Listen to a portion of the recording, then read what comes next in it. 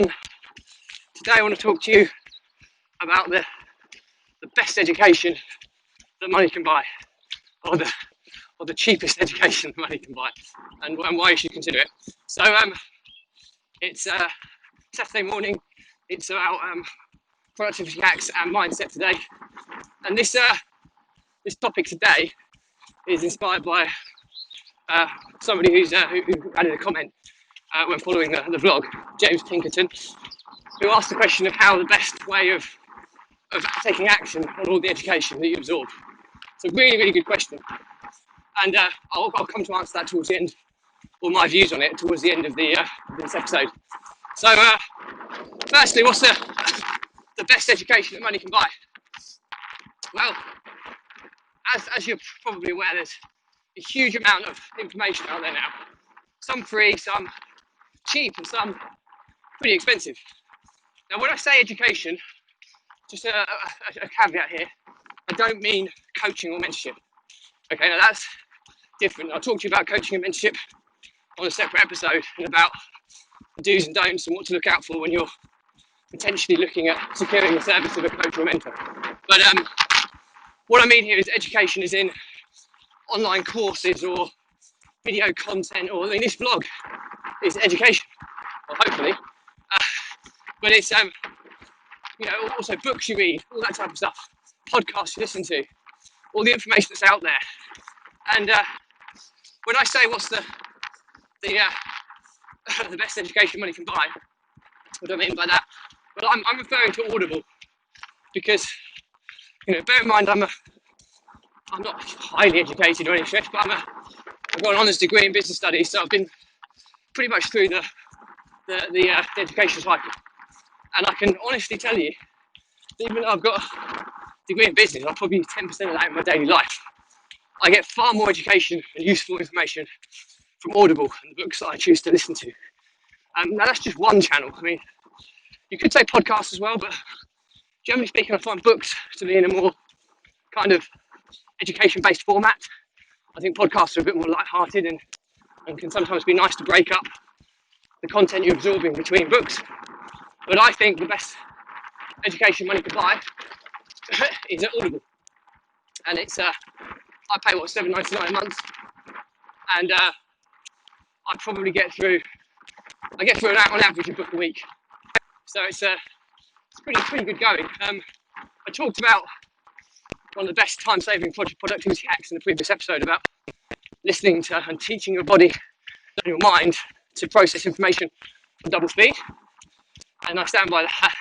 I listen to everything on Audible in 2 times speed, and what that enables me to do is obviously get through double the amount of books. Pretty obvious, but most books are can be anything from kind of 7 to 10 hours on average. So you think that's a full day's worth of listening for most people, but I can do that in half a day. And added to the fact, I'm going to talk to you about a really cool hack of when to multitask and when not to multitask, and how you can get extra bang for your buck in terms of how much you gain from multitasking. There's times when you don't do it, and there's times when you do it. I'm more in the middle. Some people are anti-multitasking, others are pro. I'm very much in the middle. I have my very clear reasons for doing so, which I'll go through in a different episode. So, back to Audible. Firstly, like I said, I listen to a book a week on average, because I do a lot of it when I run, when I'm in the car. The times when I can do things on autopilot, I'll be listening to Audible works. Like when I do this vlog, before and after it, when I'm running to start the vlog or running back home, I listen to Audible or podcasts. So, and there is a caveat here. There are some really poor quality Audible books and listens you can get out there, but there are also some amazing ones. So I would always recommend getting on social media and getting people's recommendations on the best books within your chosen topic. So I listen to books on all kinds of things, ranging from parenthood to sport. Excuse the wind, it's windy today. It's been hammering it down this morning, and it's now super windy, so hopefully the Audible is still okay. Sorry, the audio is still okay. But get recommendations would be the first thing. Look at book reviews on Audible as well. Obviously, the review tells you quite a lot about how the quality of what you're listening to, but recommendations from your peers, people in similar industries to you, that's what I got. I have a huge wish list of books that I'm going to read, and I have a huge archive of books I've already read.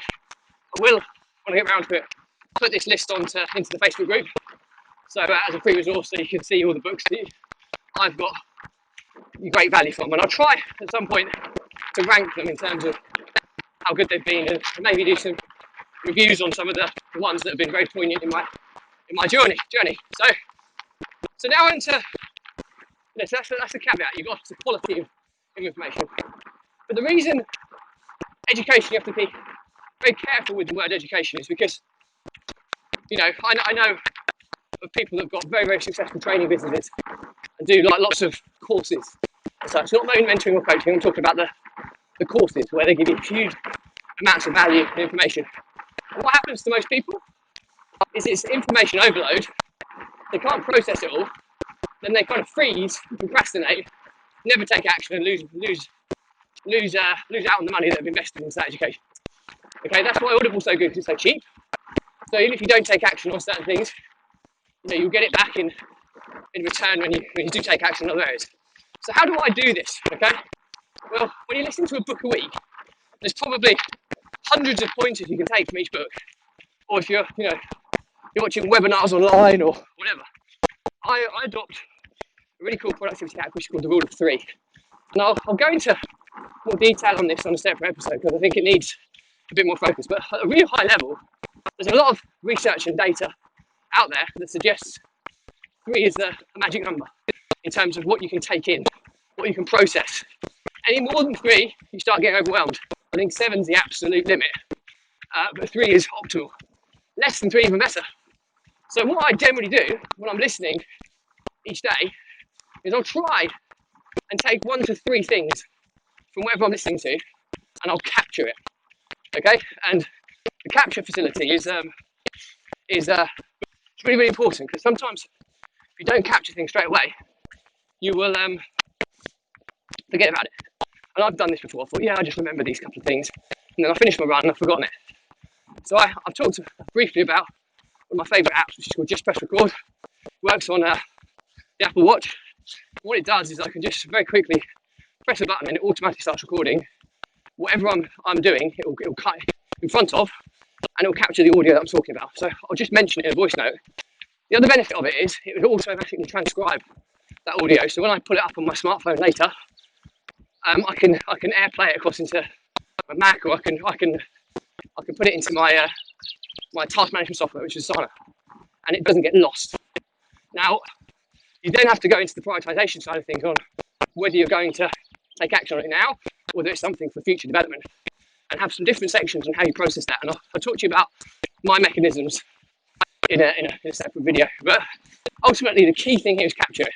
1 to 3 things, no more, because it'll be too much, you'll be too overwhelmed. If it's something that's really cool and you want to implement it pretty much immediately, put it into your task list, and then schedule it for the next few days. Take action on it. And that way you're just chipping away at the most important things, the most important information you get from that information you obtain. So it's a really cool way of capturing information in a morning on an out and about process. So hope you found that useful. So that's how I do it. Pure and simply that anymore you won't take action, you'll procrastinate. And then this links into something that Russell Brunson, someone I follow very closely, always said that people, information you should give away for free. The reason for it is that so many people will never ever take action on it. They'll think it's great and they'll think they get loads of value from it.